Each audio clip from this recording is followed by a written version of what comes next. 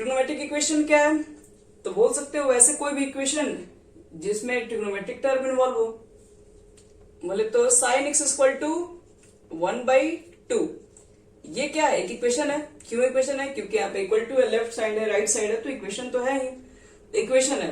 दूसरी बात trigonometric equation क्यों है? क्योंकि यहाँ पर साइन एक्स है, साइन एक्स एक ट्रिग्नोमेट्रिकल फंक्शन है, और जिसमें आपके पास क्या एक्स की अननोन वैल्यू है। एक्स की वैल्यू क्या रखे कि 1/2 हो सकती है, तो एक तरीके से यहाँ पर एक्स की वैल्यू निकाली जा सकती है। तो इसी तरह के आपके पास जो होंगे इक्वेशंस जो कि ट्रिग्नोमेट्रिकल फॉर्म में होंगे, वही एक ट्रिग्नोमेट्रिक इक्वेशन है। कुछ भी हो सकता है, साइन एक्स की वैल्यू 1/2 हो सकता है, tan एक्स की वैल्यू -√3 हो सकता है, जिसमें आपको हो सकता है एक्स की वैल्यू निकालने के लिए। इक्वेशन में क्या रहता है? लीनियर इक्वेशन तुम लोग पढ़े होगे, एक्स की वैल्यू फाइंड करते हो, क्वाड्रेटिक इक्वेशन पढ़े होगे तुम लोग। यही चीजें यहाँ पर ट्रिग्नोमेट्रिक इक्वेशन भी होता है, जो कि इक्वेशन ट्रिग्नोमेट्रिक के टर्म में रहेगा और आपको कहेगा कि इसमें एक्स की वैल्यू बताइए। तो इसी तरह का बच्चे ट्रिग्नोमेट्रिक इक्वेशंस भी होता है। तो हम लोग ने लीनियर इक्वेशंस, क्वाड्रेटिक इक्वेशन में हम लोग क्या पढ़ते थे? रूट्स, जीरोज कहते थे कि कौन सा जीरोज होगा, जीरोज ऑफ द पॉलिनोमियल्स बताओ, या फिर रूट्स ऑफ द सॉल्यूशन बताओ। क्वाड्रेटिक इक्वेशन जब रहता था हम लोग बोलते थे कि इसका, जैसे सपोज करो ax² bx + c = 0, ये हमारे पास क्वाड्रेटिक इक्वेशन रहता था, और हम लोग क्या करते थे यहाँ से x की वैल्यू फाइंड करते थे यहाँ पर, तो वो बताते थे कि वो उसका सोल्यूशन है। तो सेम यहाँ पर भी तो होगा, ट्रिग्नोमेट्रिक इक्वेशन है तो इसका भी तो सॉल्यूशन बनेगा। तो इसके भी बच्चे लोग सॉल्यूशन होते हैं, दो तरीके के सॉल्यूशन एग्जिस्ट करते हैं, यानी कि solution of trigonometric function, solution of trigonometric function. सब लोग नोट करते रहेंगे फटाफट, जितना जल्दी हो सके सब कुछ। हम लोग थोड़ा फास्ट करेंगे इसको। सॉल्यूशन ऑफ ट्रिग्नोमेट्रिक फंक्शन दो तरीके की, कौन कौन? एक होता हमारे पास है प्रिंसिपल सॉल्यूशन, और सेकंड हमारे पास क्या होता है? General solution. अब देखो ये प्रिंसिपल सॉल्यूशन क्या है, जनरल सॉल्यूशन क्या है। अगर हमें कहा जाए प्रिंसिपल सॉल्यूशन फाइंड कीजिए, तो वैसा कोई भी सॉल्यूशन जो कि 0 से बड़ा और 0 के इक्वल और लेस देन 360 हो। बोले तो 0 और पाई के बीच और 2π के बीच में, मतलब 0 इंक्लूड होना चाहिए बट 2π नहीं। तो अगर सॉल्यूशन आपका इसके बीच में होगा तो प्रिंसिपल कहलाएगा। और जनरल का मतलब क्या है? अब जनरल का मतलब है कि वैसा सॉल्यूशन जिसके इनफाइनाइट हो, मतलब इसके इनफाइनाइट सॉल्यूशन हो। अब साइन एक्स की वैल्यू कहाँ का 1/2 के, ऐसे तो बहुत सारे नंबर्स पॉसिबल है, तो उसको ना जनरल सॉल्यूशन को क्या लिखते हैं? एन टर्म में लिखते हैं हम लोग। इसके लिए लोग स्पेशल फॉर्मूला निकालते हैं। तो इसी के बारे में आया था हम लोग को पढ़ना है, ये तो आप इजी तरीके से फाइंड कर सकते हैं। जनरल सॉल्यूशन का मतलब हो गया कि एक दो सॉल्यूशन नहीं बताइए, हमको एक ऐसा सॉल्यूशन बताइए जिसमें हम पूछे कि आपके पास साइन एक्स की वैल्यू कहाँ का 1/2 हो सकती है, तो जहां जब 1/2 हो सकती है वो सब बताइए। तो मैं क्या कर दूंगी कि उसके लिए एक जनरल फॉर्म लिख दूंगी और बोल देंगे कि इस फॉर्म में जितना भी आप एन का मान पुट करते चले जाओ, जो साइन एक्स की वैल्यू 1/2 ही होगी, वहां पर साइन एक्स की वैल्यू 1/2 आएगी। तो उसके लिए हमें क्या करना पड़ता है? फॉर्मूला पढ़ना पड़ता है। तो खैर इसके ऊपर थोड़ा देर में बात करते हैं, पहले प्रिंसिपल देख लेते हैं। यहां तक सबको समझ में आ गया? चलो तो हेडिंग करो बच्चे लोग, प्रिंसिपल सॉल्यूशंस कैसे फाइंड करेंगे। देखो यहां पर प्रिंसिपल सॉल्यूशन,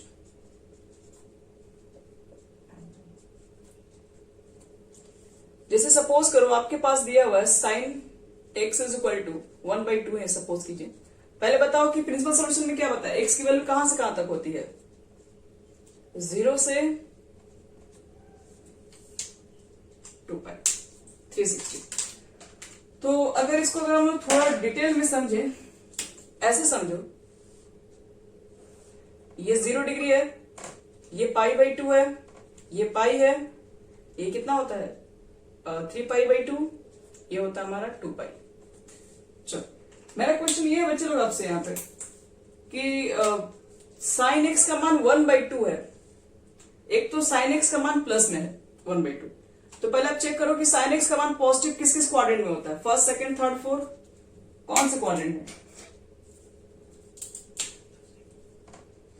वेरी गुड।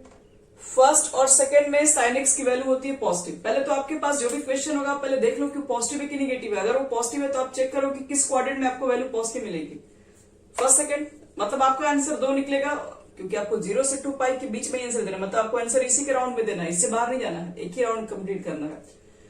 तो एक ही राउंड कंप्लीट करोगे तो साइन एक्स का मान 1/2, तो यही 2 क्वाड्रेंट में पड़ेगा पॉजिटिव, बाकी में किस तो निगेटिव आ जाएगा।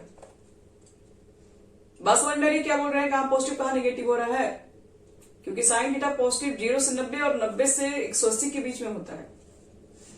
अब मुझे एक चीज बताओ, सबको मालूम है साइन एक्स की वैल्यू 1/2, तो 1/2 कितना डिग्री का मान होता है साइन में?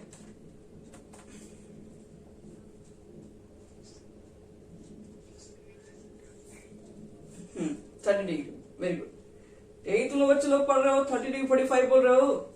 साइन 1/2 का मान 30 डिग्री यानी कि π/6।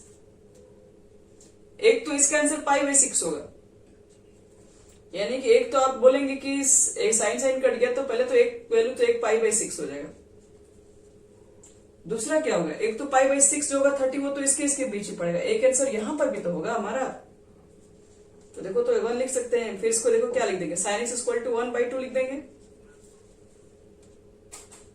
ठीक है, साइन एक्स की वैल्यू 1/2 लिख देंगे, और फिर हम लोग क्या लिखेंगे इसको, मैं इसको देखो तो इतना लिख सकती हूँ 1/2 को π-π/6। देखो तो साइन 180 माइनस थीटा भी तो साइन थीटा होता है ना positive. Sine 180 degree minus theta कितना होता है, प्लस साइन थीटा होता है, क्योंकि नो चेंज। तो इसका मतलब ये भी है बच्चे लोग, क्या आप लिख सकते हैं, क्या लिख सकते हो कि π-π/6, क्योंकि π-π/6 के केस में, साइन के केस में π/6 ही बाहर निकलेगा, उसका भी वैल्यू 1/2 ही होगा। तो बताओ यहां से साइन साइन कट जाएगा तो x की वैल्यू कितनी हो जाएगी, 6π में से पाई है कितना हो जाएगा, 5π/6। तो अब हमारा प्रिंसिपल सोल्यूशन क्या बना बच्चे लोग, तो जो प्रिंसिपल सोल्यूशन बनेगा आपको दिख रहा होगा, दो सोल्यूशन है, तो लिखेंगे जो प्रिंसिपल सोल्यूशन है। तो प्रिंसिपल सोल्यूशन कौन कौन हुआ, तो साइन एक्स का मान 1/2 कहां होगा, एक तो π/6 पर हो रहा है, और एक 5π/6। क्या इधर भी मिलेगा, नहीं, इधर वैल्यू तो निगेटिव हो जाएगा, पॉजिटिव नहीं होगा। तो यही इसका प्रिंसिपल सॉल्यूशन हो गया, और कुछ नया नहीं है, इतना ही करना आपको है। बिठा रहे इसको, एक और क्वेश्चन ले रहे हैं। ओके ठीक, जल्दी से नोट करो बच्चे लोग।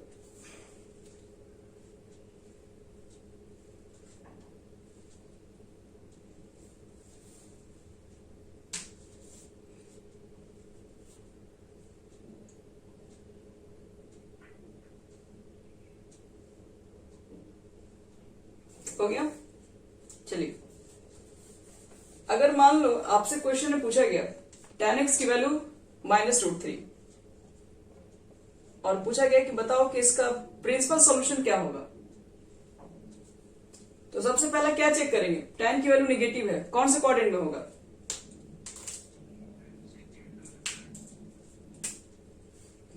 सेकंड में और थर्ड में tan की वैल्यू, हाँ सेकंड और फोर्थ में वैल्यू मिलेगा। एक आंसर हमारा इस क्वाड्रेंट में होगा, एक आंसर इस क्वाड्रेंट में होगा। इस क्वाड्रेंट में जाने के लिए पाई में से घटा देंगे, और इस क्वाड्रेंट में आने के लिए 2π में से घटा दीजिएगा। तो पाई में से कितना घटा है, तो √3 कितना डिग्री का मान होता है tan में,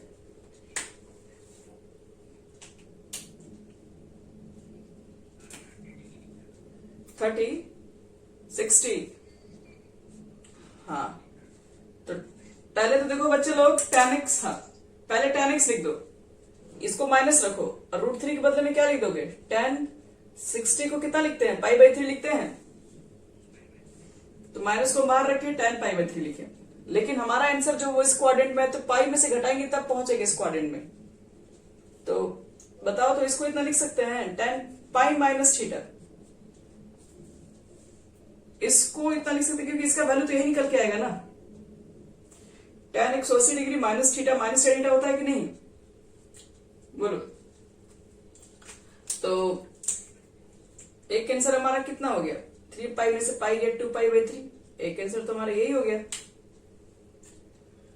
दूसरा आंसर क्या बताओगे, सेकंड वाला आंसर, तो एक यहां पर पहुंचना पड़ेगा हमको, और इस क्वाड्रेंट में आने के लिए क्या करना पड़ेगा बोलो? यानी कि यहां पर माइनस पर लिख लो जो भी है, -tan π/3। अब -tan π/3 को फिर क्या लिख सकते हैं? tan 2π -π/3, क्योंकि 2π में से माइनस करेंगे तो tan 2π - tan थीटा ही होता है। तो इस -tan थीटा के बदले में 2π - भी कर दो, तो कितना हो जाएगा? 3 2 6, 6 में से 1 गया, यानी कि tan 5π/3, और tan कट जाएगा तो x की वैल्यू कितनी हो जाएगी? 5π/3। एक आंसर ये हो गया, दूसरा आंसर ये हो गया। समझ में आ रहा है कैसे करना है? जो भी यहाँ पर वैल्यू लिखा रहेगा उसको पहले आप लिख लीजिए कितना डिग्री का मान अगर हुआ है। जिस क्वाड्रेंट में जाना है उसको चेक कर लो। इसमें जाना है तो आप पाई में से घटाओ, इसमें आना है तो पाई में से जोड़ो, इसमें जाना है तो ये तो आपको वैल्यू पता भी होना चाहिए इसमें, क्योंकि 0 से 90 के बीच सारा वैल्यू तो लोग याद करते हैं। और यहाँ पहुंचने के लिए 2π यूज कीजिए। ये दोनों यूज मत कीजिए क्योंकि ये दोनों पे वैल्यू चेंज हो जाता है। साइन का निकालो, कॉस्ट का बता देगा। चलो एक क्वेश्चन दे रहे तुम लोग, फटाफट मुझे बताओ कि उसका प्रिंसिपल सोल्यूशन क्या होगा।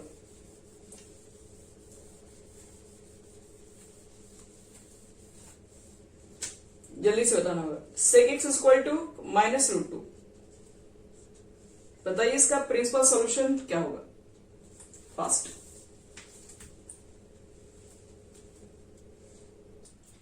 चलिए देखिए क्वेश्चन को कैसे बनाएंगे। इसमें करेक्ट नहीं आप लोग का है।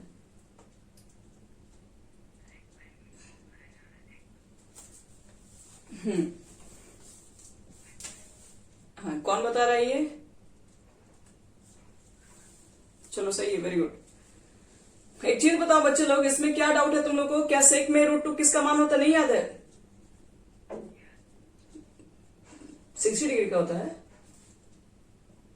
सेक में ये π/4 का वैल्यू होता है, सॉरी सेक में। तो अब एक चीज बताओ, एक तो निगेटिव है, कौन सा क्वाड्रेंट में जाना पड़ेगा निगेटिव के लिए? सेक कहां कहां नहीं होता है? सेकंड में नहीं होता है, थर्ड में। तो आपको दो जगह आंसर देना है, तो फिर इतना टाइम क्यों लग रहा है आप लोगों को? समझ में नहीं आ रहा है। यहां पर जाने के लिए क्या बताए थे? पाई में से माइनस करोगे, यहां आने के लिए पाई में से ऐड करोगे। अगर आप इतना छोटा सा क्वेश्चन के लिए इतना टाइम लगाएंगे तो कैसे काम चलेगा? क्या लिखोगे यहाँ पर? पाई - π/4 लिखोगे कि नहीं यहां पे जाने के लिए? तो कितना हो गया? एक आंसर तुम्हारा कितना हो गया? हाँ, एक हो जाएगा 3π/4 हो जाएगा। एक तो आपका आंसर आ जाएगा 3π/4। दूसरा आंसर कितना होगा? इस क्वाड्रेंट में आना है, ऐड करना पड़ेगा पाई प्लस कितना ऐड करना पड़ेगा? जो भी यहां पर वैल्यू होता है उसी को ऐड करते हैं। तो 5π/4। सबको क्लियर हो गया? एक क्वेश्चन और देंगे, हमको तुरंत आंसर चाहिए उसका।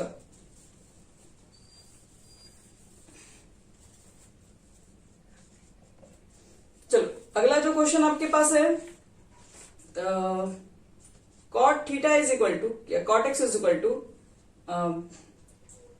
-√3। चलो मुझे बताओ कि इसका आंसर क्या क्या होगा। हाँ, इसका प्रिंसिपल सॉल्यूशन क्या क्या लिखेंगे हम लोग?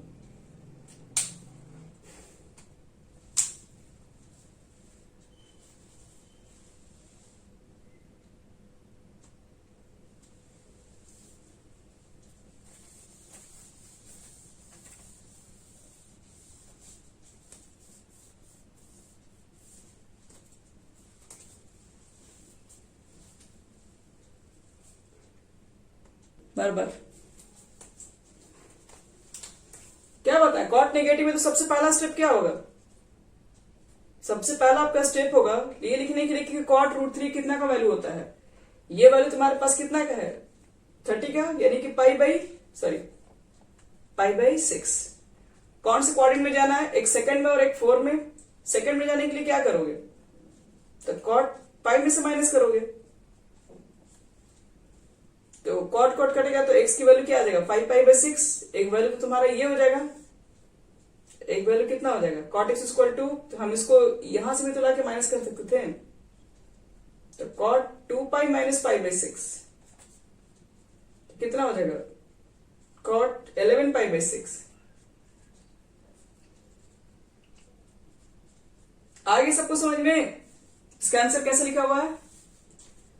चलो एक क्वेश्चन तुम लोग और बनाओ, जब तक करेक्ट नहीं होगा तब तक एक क्वेश्चन बनाते रहो, थोड़ा फास्ट करना होगा।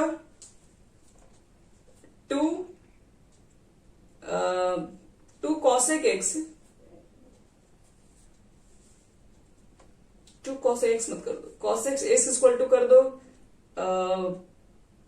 -√2/√3। कॉसेक एक्स इक्वल टू करो -2/√3।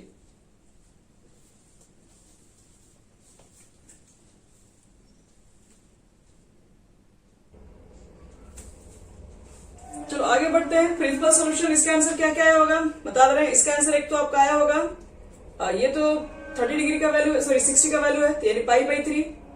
एक होगा आपके पास, एक तो कॉसेक निगेटिव है तो थर्ड क्वाड्रेंट फोर्थ क्वाड्रेंट में आना पड़ेगा। थर्ड क्वाड्रेंट के लिए क्या करना पड़ेगा, पाई में से ऐड करना पड़ेगा π/3, और फोर्थ के लिए 2π में से माइनस करना पड़ेगा, यानी 4π/3, और एक कितना हो जाएगा 5π/3। तो इतना आना होगा आप लोग का, खरा रहा था, चलिए सही है। चलो प्रिंसिपल हमारा कंप्लीट हो गया, अब लिखो general solution.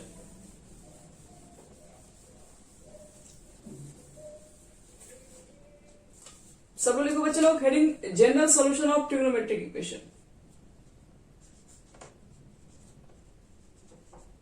General solution of trigonometric equation.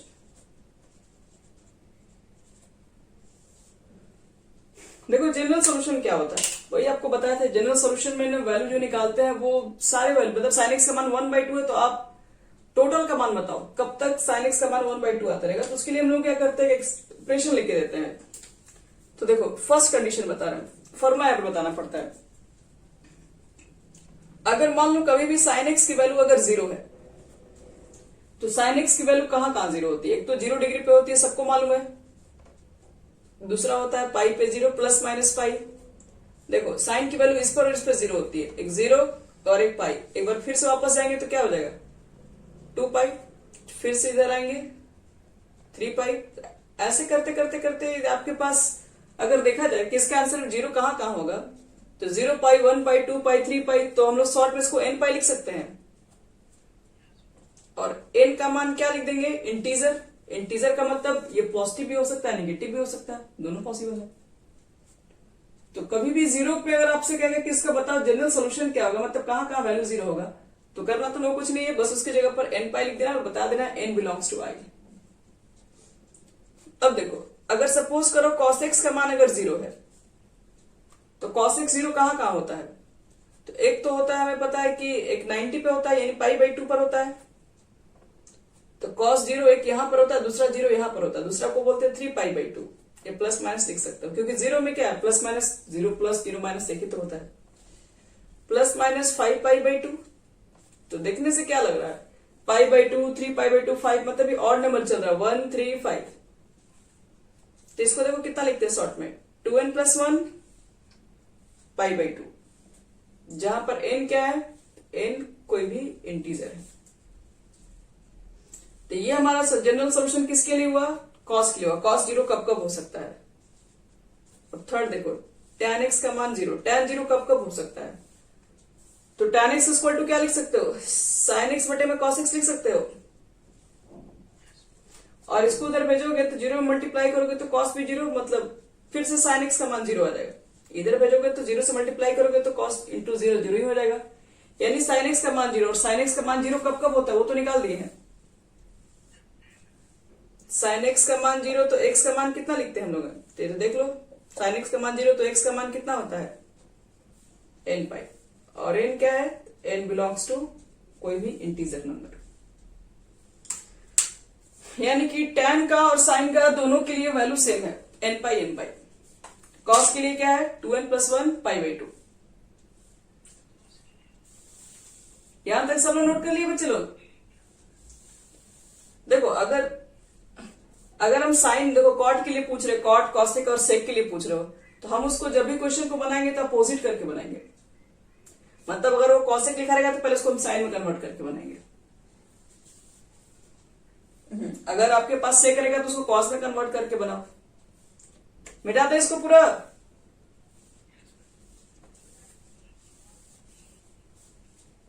Cos तो बच्चे मल्टीप्लाई हो गया, जीरो कॉस तो खत्म हो गया। कैसे?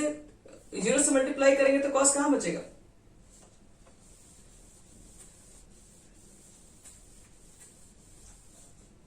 यहां देखो, कुछ एग्जांपल आपको हम देख के समझा रहे हैं। सपोज करो तुम्हारे पास साइन 2x का वैल्यू 0 है और आपसे पूछे बताओ कि इसका जनरल सोल्यूशन क्या होगा। जनरल सोल्यूशन का मतलब है कि साइन 2x इक्वल टू 0 है तो x की वैल्यू क्या क्या रख सकते हैं, x की वैल्यू क्या रखें कि इसका वैल्यू 0 निकले। तो देखो इसको कैसे बनाएंगे हम लोग, इसको ऐसे याद कीजिए कि साइन x इक्वल टू 0 तो x इक्वल टू कितना होता है, n पाई होता है। अभी जो लिखवाया फॉर्मूला से उससे देखो, x की जगह पर क्या है 2x n पाई। तो अभी हम आपको सिंस कुछ देर पहले ही बताया था कि sine theta is equal to 0 होता है तो theta is equal to n pi होता है। तो इसको मान लो पूरे को थीटा, तो साइन इज इक्वल टू 0 तो theta is equal to n pi. n के बारे में क्या पता है, n बिलोंग्स टू क्या है i। हाँ, तो x की वैल्यू निकालोगे तो क्या हो जाएगा, n बाई 2 पाई हो जाएगा कि नहीं, हो गया आंसर। आपको x की वैल्यू ही हमेशा निकालनी होगी। जैसे देखो एक और क्वेश्चन दिखा रहे हैं, ऐसे लिखा है sine x minus pi by 4 is equal to 0 है। तो फिर से तो बच्चे वही फॉर्मूला हो गया, sine theta is equal to, इसको पूरे को थीटा माने तो sine theta is equal to 0 तो थीटा इज इक्वल टू कितना, तो थीटा की जगह पर कितना है, theta is equal to n pi. हम लोग जस्ट अभी कुछ देर पहले बात किए थे, n बिलोंग्स टू i। तो sine theta is equal to 0 तो theta is equal to n pi. तो मुझे तो x की वैल्यू बताना है, इसलिए x कितना हो जाएगा, तो इसको उधर भेजो, n pi plus pi by 4। आप चाहोगे तो पाई कॉमन ले सकते हो गया आंसर हमारा। याद रखना n बिलोंग्स टू i आपको लिखना है हर केस में, छोड़ना नहीं है किसी भी केस में। सबको समझ में आ गया ये जो बता रहे हैं अभी हम।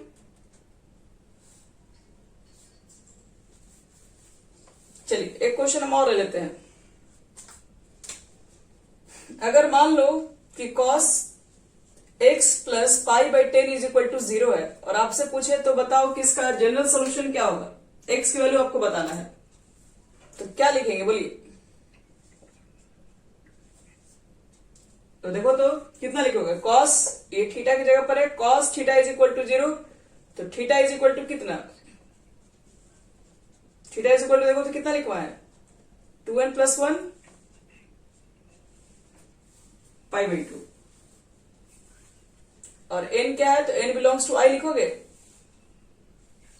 तो x की वैल्यू निकालोगे तो पाई बाई 10 को उधर भेजना पड़ेगा क्योंकि आपको हमेशा x की मान निकालना है। तो इसको रहने दो जितना लिखा हुआ है, आप इसको केवल इधर भेज दीजिए, हो गया हमारा आंसर। समझ में आ गया जितना बता भी हम। तो ये फॉर्मूला सब कब apply, sine theta is equal to 0 तो theta is equal to n pi होता है कि नहीं फॉर्मूला। तो इतना लिख दिए। अब मुझे तो x की वैल्यू निकालनी है, तो x की वैल्यू निकालेंगे तो इसको उधर भेजना पड़ेगा, बस खत्म।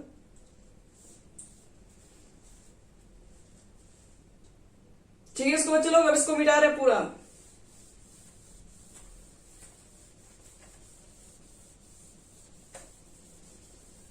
चलो ये तो हमारा सिर्फ 0 के लिए ना हुआ, जब साइन का मान 0 होगा, कॉस का मान 0 होगा, tan का मान 0 होगा। अगर 0 के अलावा कुछ और वैल्यू अगर मिल गया रहता जैसे 1/2 तब उसके हम लोग क्या लिखते सॉल्यूशन। तो उसके लिए देखो अब अलग फॉर्मूला बता रहे हैं। अगर sine theta is equal to 0 ना हो के अब मान लो कोई साइन अल्फा में किसी का मान है, साइन अल्फा देखो मतलब कहने का मेरा ये है कि मान लो कहीं sine theta is equal to 1/2 लिखा हुआ है तो इस 1/2 के बदले लिख सकते हैं साइन पाई बाई 6 क्योंकि 1/2 तो साइन में पाई बाई 6 ही का मान होता है। तो इसलिए आप ध्यान रखिएगा sine theta is equal to ये साइन थीटा और ये साइन अल्फा है। तो अब अगर क्वेश्चन के अंदर 0 था तो सबके लिए फॉर्मूला हमें मालूम है, लेकिन 0 के अलावा अगर कोई दूसरा नंबर रहे जैसे 1/2, 1/√2, √3/2 तो उस कंडीशन में कैसे निकालेंगे। तो sine theta is equal to sine alpha, ये पहला स्टेप लिखेंगे। तो थीटा इज इक्वल टू लिखते हैं क्या है, तो थीटा इज इक्वल टू लिखते हैं n पाई प्लस -1 के पावर n इंटू अल्फा। हमारा ये होता है फॉर्मूला, जहां पर n क्या है तो n कोई भी इंटीजर है। ऐसे ये आंसर देना पड़ेगा आपको अगर कभी भी sine theta is equal to sine alpha मिल गया तब। एग्जाम्पल जैसे मान लो कि आपको मिल गया sine theta is equal to 1/2, तो 1/2 में क्या लिखोगे, साइन π/6। अब देखो sine theta is equal to sine alpha, तो थीटा इज इक्वल टू कितना, यहां पढ़िए n पाई प्लस -1 के पावर n। ये अल्फा, अल्फा क्या था, अल्फा ये वाला वैल्यू था, ये अल्फा की जगह पर कितना है π/6। और लास्ट में लिखना क्या पड़ेगा, n बिलोंग्स टू पाई। आ रहा बात समझ में। तो यहां पर इस तरह की क्वेश्चन जब भी आपको मिले कि साइन थीटा का मान 0 ना होकर कुछ और वैल्यू दिया जाए और कहता है जनरल सॉल्यूशन बताओ, प्रिंसिपल नहीं, प्रिंसिपल रखा तो फिर 2 को मान निकलेगा ही। जनरल बताओ, तो जनरल के लिए क्या करेंगे, पहले देख लेंगे साइन में कितना का मान है और उसके बाद फॉर्मूला प्रोसीड कर देंगे sine theta is equal to sine alpha, तो थीटा इज इक्वल टू निकाल देंगे। अब देखो अगर मान लो एक और क्वेश्चन लेते हैं, जैसे मान लो कभी ऐसा क्वेश्चन आपको मिल जाए sine theta is equal to -1/√2 अगर मिल गया, सपोज करो वो चीजें माइनस में अगर मिल गई, तब इसका आंसर कैसे देंगे। तो देखो नहीं यहां पर पहले माइनस करने दो बाहर, 1/√2 साइन में कितने का मान होता है, π/4। हाँ π/4। अब आप लोग ज्यादातर आंसर आदत कीजिए पाई में लिखने का, क्योंकि सब आंसर आपको पाई में मिलेगा। तो π/4 का वैल्यू होता है 1/√2। चलो इतना आप सबको मालूम हो गया, लेकिन ये निगेटिव है, वैल्यू तुम्हारा फॉर्मूला में से पॉजिटिव पे पुट होगा, इधर भी पॉजिटिव इधर भी पॉजिटिव। अब इसको हटाना पड़ेगा। अब तुम खुद से देखो ये माइनस है, अब इसको हमको क्या करना है, देखना पड़ेगा कि साइन कौन सा क्वाड्रेंट में माइनस में आएगा। तो फर्स्ट सेकंड में तो पॉजिटिव होता है, इसका मतलब है थर्ड और फोर्थ में, तो नजदीक कौन पड़ेगा उसको लेना है, तो नजदीक पड़ेगा आपके पास थर्ड। थर्ड के लिए आने के लिए क्या करोगे, वहां से यहां तक पहुंचने के लिए क्या, यहां पहुंचने के लिए क्या करना पड़ता है, पाई में से ऐड करना पड़ता है। तो क्या लिखोगे, इस माइनस के बदले में लिख सकते हैं पाई प्लस π/4, क्योंकि sine 180 degree plus theta minus sine theta होता है, तो इस माइनस साइन थीटा के बदले में इतना लिखा जा सकता है। अब बताओ अभी कितना हो गया, ये हमारा हो गया 5π/4 हो गया। हाँ तो आ गया, फॉर्मूला नहीं आ गया, sine theta is equal to sine alpha, अब तो दोनों प्लस में आ गया, sine theta is equal to sine alpha, तो थीटा इज इक्वल टू कितना होता है फॉर्मूला, पढ़िए यहां पे n पाई -1 के पावर n, और अल्फा की जगह पर कितना लिख दें, और n क्या है तो क्या लिख दोगे लास्ट में, n बिलोंग्स टू i। चलो इसको फटाफट नोट करो तो जल्दी से फास्ट। ये हमारा फॉर्मूला हो गया और इस पे ये 2 क्वेश्चंस हो गए, एक पॉजिटिव में भी बता दिया, एक नेगेटिव में भी बता दिया आपको, हो गया। तो चलो दूसरा फॉर्मूला लिखो, साइन वाला हमारे पास हो गया, तो सेकंड वाला करते हैं। अगर cos theta is equal to cos alpha मिल जाए, ऐसा भी तो हो सकता है, cos theta is equal to cos alpha मिल जाए, तो therefore theta is equal to लिख देना 2n pi, theta is equal to 2n pi plus minus alpha, और n इज इक्वल टू, तो n बिलोंग्स टू क्या लिख देंगे, इंटीजर। फिर से बच्चे लोग same question, cos theta is equal to मान लो -1/√2 मिल गया, और आपसे कह रहा है कि बताओ कि इसका जनरल सॉल्यूशन कितना होगा। तो जनरल सॉल्यूशन के लिए तो ये फॉर्मूला है, अगर 0 ना होकर कुछ और नंबर है तो फिर इस फॉर्मूला पर सेट करेंगे, cos theta is equal to cos alpha. अब तुम लोग खुद से बताओ 1/√2 कितना का मान होता है cos में,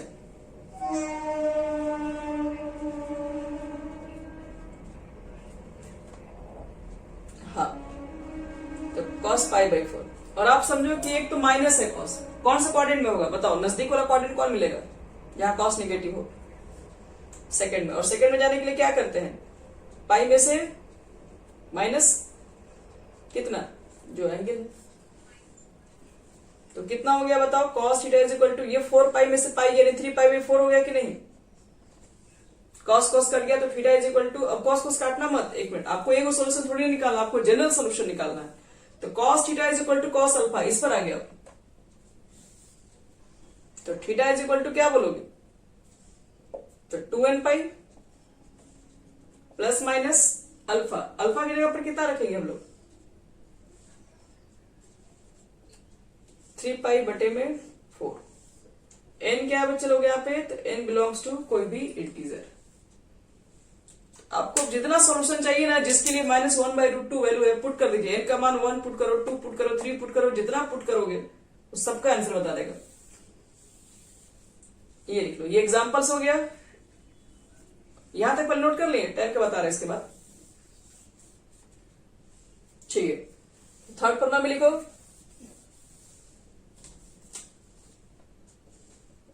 लिखो tan theta is equal to tan alpha. Theta is equal to क्या होता है, n pi plus alpha, n belongs to integer. ये सब हम लोग प्रूव कर चुके हैं ऑलरेडी, तो आप लोग बुक वगैरह में भी आप यूज कर सकते हैं, देख सकते हो वहां पे हो। ये सब हमको फॉर्मूला प्रूव करने के लिए कोई नहीं देगा, लेकिन आपसे पूछ सकता है कि इसका सोल्यूशन बताओ। तो tan theta is equal to tan alpha रहेगा, तो थीटा इज इक्वल टू होता है n पाई प्लस अल्फा। और एक question, tan theta is equal to अगर -1 है तो इसका जनरल सॉल्यूशन बताओ। तो पहले 1 के बदले में क्या लिखोगे, 45। अब बताओ tan नेगेटिव है, कौन कौन सा क्वाड्रेंट मिलेगा और नजदीक का कौन मिलेगा। और सेकंड में जाने के लिए क्या करते हैं, पाई में से माइनस, चलो 3π/4 हो गया। अब कौन सा पन्ना पर आ गया, tan theta is equal to tan alpha, तो थीटा इज इक्वल टू क्या लिखोगे, n पाई प्लस अल्फा। और n बिलोंग्स टू, ये लिखना पड़ेगा, छूट जाएगा नंबर कट जाएगा, ध्यान रखिएगा इस बात को।